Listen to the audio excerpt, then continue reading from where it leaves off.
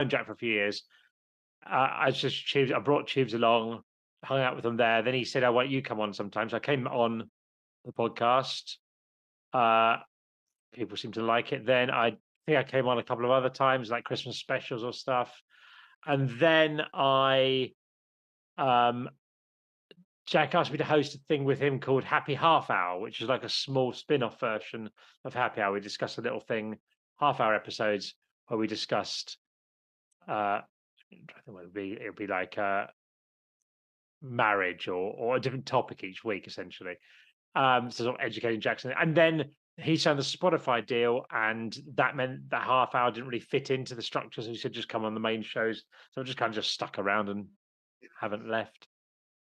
And what do you think it's about Jack and the other guys that you guys have got a really good connection now? Why do you think that happened? I think they're all very nice.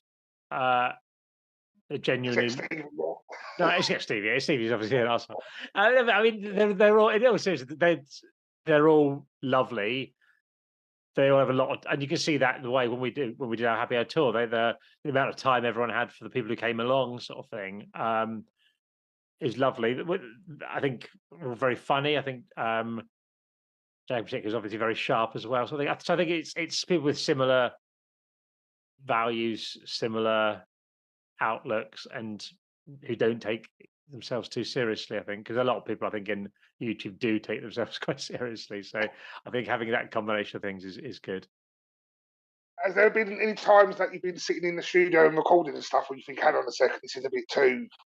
I did something this week on the 5th birthday thing, a joke about Stevie, or a series of jokes about Stevie. And as soon as we did it, I said, because he didn't know about it in advance, I said, "Are you all right with that? We can cut that all out if you want." And he said, "No, I don't care." But I think you can sort of check in on people and check they are all right with stuff. But people will say, "No, don't do this if they need to. We can just edit around it." But there's not really that much off of it. And also, people are quite good at saying what they about not overstepping the limits. Jack can make jokes about Stevie that I wouldn't because I've not known him as well as long. People don't really get that there's a difference between someone who's grown up with someone making a joke and a random person making a joke. Stevie can make a joke about Jack's mum being an alcoholic because he's known him for a while, and it's a joke that Jack has made himself on the podcast, a lot of the time. That's a bit different from someone writing in the comments, "Your mum's an alcoholic," or something like that sort of thing, because it's not quite the same if you don't know the person, sort of things. Yeah. No, no. And also, you again talking about things looking effortlessly. You guys seem like that in the podcast. How much planning actually goes into an episode? I know Jack jokes about, or is it really you don't really plan and just roll? Not as much as I'd like from my soccer background. There's enough. I mean, it varies actually. It varies massively. Sometimes, like obviously, we did a human centipede. I think I've got a poster in the background. A poster somewhere there on the back wall.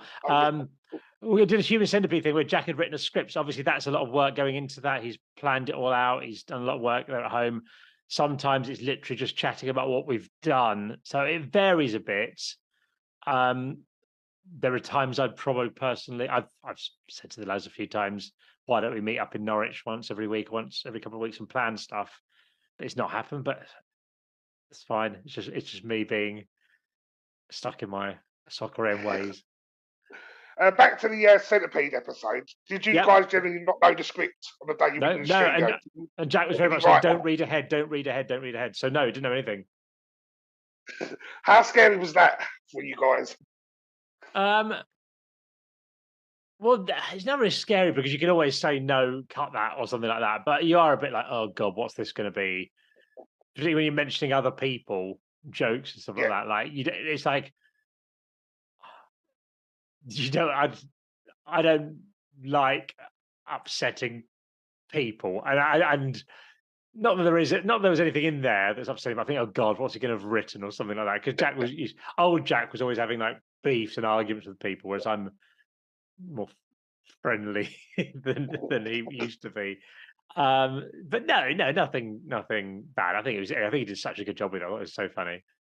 Yeah, that was a really good episode. As well, you brought up the tour. How did that come about? So, how it came about, Jack always wanted to do sort of stand-up or live performing or something like that, and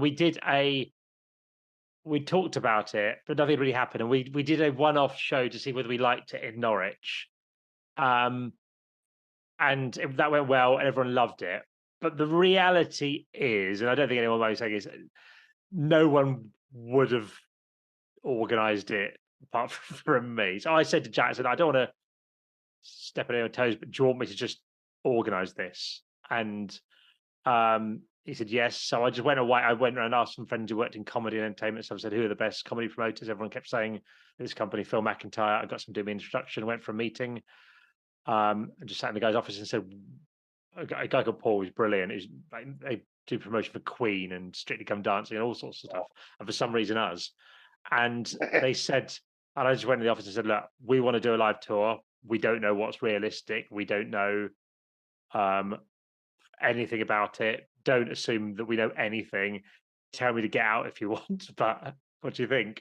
And he said, yeah, sounds great. He said, well, what scale do you want to do it? And I said, I have no idea what scale we should be looking at. And he said, I probably wouldn't start with arenas. I was like, probably wouldn't, mate. No, we'll do that. So we put it on, arranged it, checked it with the guys, and I sort of sat between the rest of the team and the producers,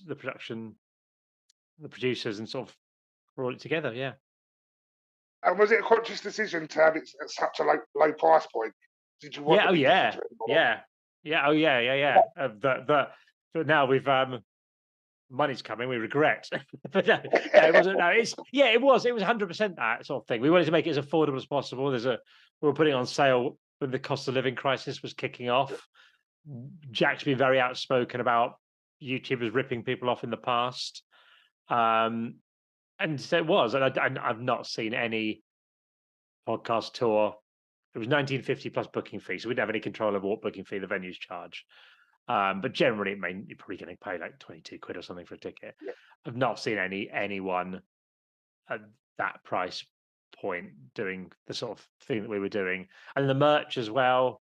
Like I can't remember what t-shirts were, probably about 20 quid or something like that. Whereas I saw Concert the other day, they were 35 quid, something like that. Something. It was a conscious decision, and I don't think anyone went home feeling ripped off.